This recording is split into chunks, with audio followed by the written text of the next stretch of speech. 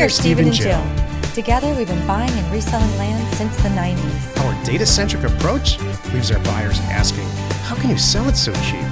Here on the Land Academy Show, We answer that and more. Steve and Jill here. Hi. Welcome to the Land Academy Show, entertaining land investment talk. I'm Stephen Jack Butella. And I'm Jill DeWitt, broadcasting from the Valley of the Sun. Today, Jill and I talk about 3 mandatory tasks to complete every day in your land life. I think they're going to be kind of surprised about some of this stuff. All right. I'm excited. I know you put this together and you have some thoughts on this, so I'm just going to let you run with it. Before we get into it, let's take a question posted by one of our members on the landinvestors.com online community. It's free. And did you know that Jill and I personally instruct a handful of new and existing Land Academy members in a live class called Career Path? If buying and selling land is your career, or you want it to be your career, this may be for you. Check us out on the internet at landacademy.com and give us a call. I would also like to add a little follow-up announcement that we are doing a live broadcast all about Career Path tomorrow, because we have some great changes that we're making to this. Is actually session number 4 that is starting in April. So tomorrow's the big announcement. So check out YouTube or Facebook live under the Land Academy pages at 4 o'clock Pacific time, 8 o'clock Eastern time. So that's Tuesday, March 15th, 4 o'clock Pacific time, 8 p.m. Eastern time. Go to Land Academy on YouTube or Facebook, and you could see us live and ask us all kinds of questions about Career Path. And we're going to fill you in with some exciting new things that we're doing this time. Thank you. Casey wrote, back to the show. Okay, so Casey wrote $16.53 net profit. Be careful of HOA properties, as mentioned a lot. So I have to tell you, yeah. I have to tell you, so Casey's been with us for a while, and I don't like all this rah peaches and cream. So Casey has a little story here about a property where he basically broke even, and I think the world needs to hear it. Yep. So here's a story. I bought this lot a year ago, assuming values were around $3,000, as was all the information that I could find. That included MLS access, which I have. After buying for $750, which I bought a second lot for $100 in the same HOA and sold a few weeks as the price was too good to pass up, I learned that the HOA had a board of property for sale at $1,500 or less. So thankfully, I was able to find a buyer this weekend who loved it.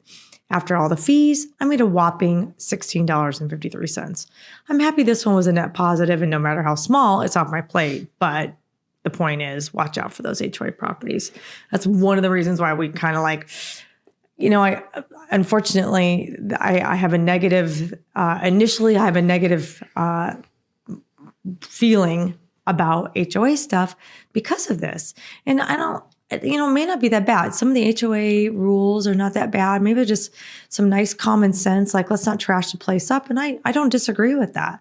But some have really hefty transfer fees every single time.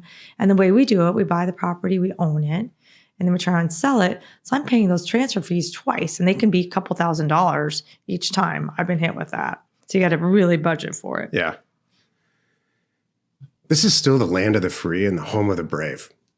And HOAs kind of throw a wrench in all that with their fees and their rules and all of that. So we're rural vacant land people. It just goes against what it kind of does. Isn't that funny? What I land know. Exactly. Exactly. That cowboy type freedom. Do you think Yellowstone has an HOA? Could you imagine? I'm sorry. That back 40 over there, it's got a little tall. Like whatever. Yeah, can you imagine? Yeah. That would be something else. Today's topic, 3 mandatory tasks to complete every day in your land life. This is the meat of the show. I've been thinking about this and thinking about this and thinking about this. And so when I have my instructor hat on, which is kind of right now, and then not my land hat on, I always teeter between teaching about how to buy and sell land and do a mailer and data and the whole part, or really talking about stuff that dances along the line of motivation. And so when I did this list, and I did a bunch of research on it, not like every podcast episode, but this one I actually researched. And all my stuff, every single one of these things that I think should be going on every single day is motivational. Mm-hmm.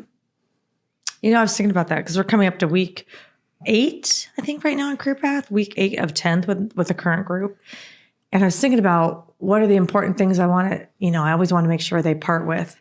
And that's part of it. In week 10, we talk about big picture stuff and, how big you want to take this. But the very end of the day, so much of what we do is just get up and do it.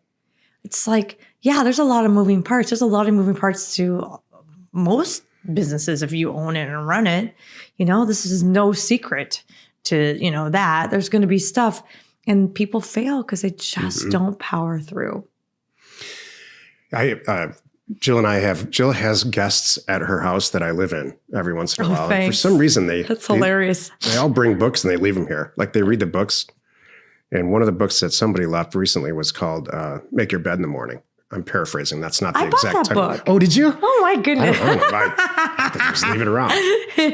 I bought that book for our guests. I think it's good. So I picked it up and skimmed through it. And essentially, this is a long time ago. And essentially it says, make your bed in the morning. Get yourself right from the time that you wake up mentally ready to win. So a lot of little wins, like, and when I read that, it just hit me like a ton of bricks because I do that anyway. I've been doing that for years. I just have to win at some stuff. And then, I don't care if it's empty the dishwasher. Mm-hmm.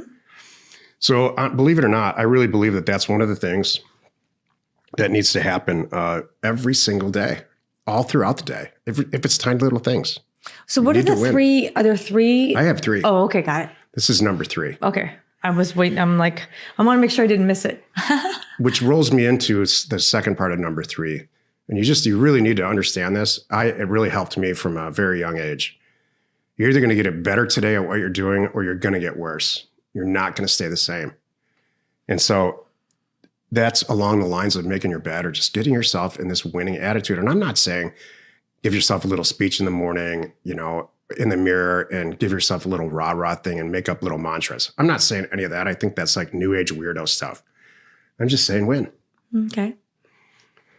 So that's number 2? That's number 3. Okay. I'm going backwards. Okay, got it. Number 2 is make freaking decisions. Don't get up in the morning and wonder about what you have to do that day. Make a decision about whether or not you're going to do a mailer that day, what parts of the mailer need to happen before you actually get it out in the mail. Do you have all the other stuff set up in your land business for the phone, people to answer the phone, or however you're going to orchestrate all of that we teach in the formal education? But make a decision about it. I see a lot on the Thursday call, and this is by our design. Jill and I have a Thursday webinar call where members, it's a closed call for members, and they submit transactions. And I see a lot of wishy-washiness. And I'm not, in the beginning, you have to have that, but you really need to make a conscious goal to get over whether or not you should be buying a piece of real estate or not as quickly as possible. You know what? You know what I think about that? If you're having trouble making the decision, then it's probably no. Yeah, it's probably a bad decision. Yeah. If you're struggling to make a decision about something, you should should be doing it. That's your answer. I went to I got a bachelor's degree at Michigan State. I graduated from there. And so you get to see firsthand how people handled their day because you live in a dorm, it's community living or wherever you live. And it's amazing to me how many people wake up in the morning and they kind of like take their own temperature check and see how they feel today. And then they decide whether they're going to go to classes or whether they're going to go to work, or they're just going to kind of have a day. That's never registered to me. I understand. Number 2.5. Okay, I'm sorry. I have 4. This is hilarious. I have 4. Here's the top 3 things. Here's the top 3 things to do every day, broken into 5 things. That's what I'm hearing.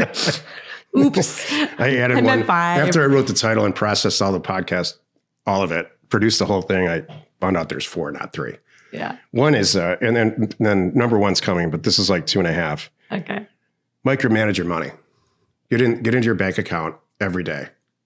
This is really hard for me, believe it or not. I have an accounting background. It's hard for me even now. It's easy for me. I do that. I know. I'm like, Jill does it for us. Who spent $18.45? And you're like, really? I'm like, I see like a couple things on Netflix. I want to know what they are. So it's imperative to do this, especially in the beginning Yeah. of your career, because you might have one or two bank accounts, depending on how you've got everything structured, but you got to be counting pennies in the beginning. And so you can't develop this habit, which is what I did. If it's bad news in there, I don't want to know. And this is years and years and years ago. Now it's like, it's fun to go in there and see how it's growing, but you can't avoid the money management part of this at all and the tax management part of this. So if it becomes a daily thing, then it's not as hard. It's like brushing your teeth. Avoid a lot of problems and way down the line in the future if you do it. Every day, not just before a date or an airplane trip, like our 18-year-old son. And the number one thing, and this is most important, and this will change your life. It's changed mine, and it's constantly growing in my life, is to set, reset, and manage your goals in a calendar system. You need to wake up in the morning and know exactly what's going to happen that day and what you're supposed to be working on. The tiny components of a mailer, those need to be scheduled out in all of your work week or work day or however it is. And the whole big thing, when you step way back, is going to yield tons and tons of revenue. Love it. Good list. Implement that stuff too. Good list. Thank you. Stay amazingly organized. That is what I mean. It's funny? None of this is like, get your due diligence there, set up this, have that. It's not that kind. This is not that kind of a show. Yeah. This is really more, because that stuff should be, if you can't handle this, you won't get that. Meaning, if you can't wake up and motivate yourself and get stuff done and follow a calendar and know that you have to have your credit card payment system processing, or when you post these properties, people can't check out. If you can't get to that part, who cares what the details are that are involved there? Yeah, and I really think too, probably 4 out of the 5 work days, I end the day, whatever time that ends up being, and I've checked off all the stuff that I'm supposed to be doing on my calendar, really refreshed, like, wow, I am organized. All the stuff in my email box went to 0. I'm making decisions about this. Jill's happy. How many companies do we have now? It's a lot. So there's a lot of stuff that we are responsible to do. And this is new. This is maybe 24 months old for me. It used to be just a disaster, like a circus all day. And so a lot of that's, now we've got a lot of people working with us that show up. It's not that hard to accomplish, but you have to start out to accomplish it and get everything in a schedule. I agree. If you need access to any sort of ownership or property details, including owner phone numbers and FEMA flood map overlays, please check out parcelfact.com or neighborscoop.com. Created by investors, that's us, for investors like you. Happy you could join us today. 5 days a week, you can find us here on the Land Academy Show.